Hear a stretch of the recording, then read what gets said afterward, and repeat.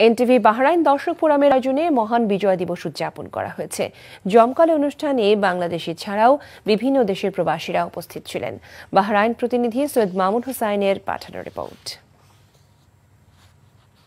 মহান বিজয় দিবস উপলক্ষে রাজধানী মানামার পাঁচতারকা হোটেল ডেলমন ইন্টারন্যাশনালে জমকালো অনুষ্ঠানের আয়োজন করে এনটিভি বাহরাইন দর্শক ফোরাম।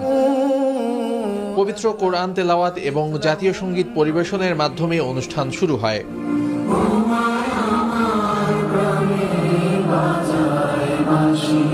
দর্শক ফোরামের উপদেষ্টা মোহাম্মদ সেলিম হোসেনের সভাপতিত্বে এবং এনটিভি বাহরাইন প্রতিনিধি সৈয়দ মামুন হুসাইনের সার্বিক তত্ত্বাবধানে অনুষ্ঠানের যৌথ সঞ্চালনা করেন দর্শক ফোরামের সাধারণ সম্পাদক মোহাম্মদ নজরুল ইসলাম এবং আর.জে. ফরহাদ হোসেন।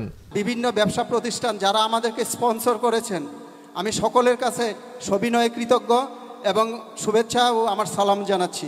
পাশাপাশি আমাদের সকল দর্শক শুরু থেকে শেষ পর্যন্ত যারা এখানে আছেন, আপনাদের সকলকে আমি আমার এনটিভি দর্শক ফোরামের পক্ষ থেকে শুভেচ্ছা। অনুষ্ঠানে প্রধান অতিথি দূতাবাসের charge d'affaires AKM. Mohiuddin Kayes টেলিকনফারেন্সে বক্তব্য দেন। বিশেষ অতিথি ছিলেন দূতাবাসের তৃতীয় সচিব মামুন রশিদ।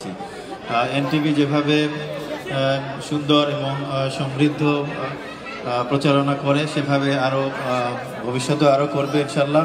এ সময় বাংলাদেশি সফল ব্যবসায়ীদের সম্মাননা স্মারক প্রদান করা হয়। এতে প্রিন্সিপাল স্পন্সর ছিল star gold group, gold sponsor Al Helal hospital, Rajdhani restaurant, Alif travels, green and yellow properties management company, WLL, MR travels and tourism. অনুষ্ঠান উপভোগ করেন বিভিন্ন শ্রেণী পেশার মানুষ। বাংলাদেশি দর্শক ছাড়াও স্থানীয় বাসিন্দা, ভারতীয়, পাকিস্তানি, নেপালি, ফিলিপিনীয় এবং ব্রিটিশ নাগরিকরাও উপস্থিত ছিলেন। পরিবেশিত হয় দেশের গান, ফোক গান, বাউল গান, নৃত্য, নাটিকা, কৌতুক, অভিনয় এবং দর্শক পর্ব। প্রবাসের মাটিতে এমন পরিবেশনা দেখে মুগ্ধ হন সবাই। এনটিভি দর্শক ফোরামে শিল্পীদের গান বিমোহিত করে সবাইকে। NTV international desk.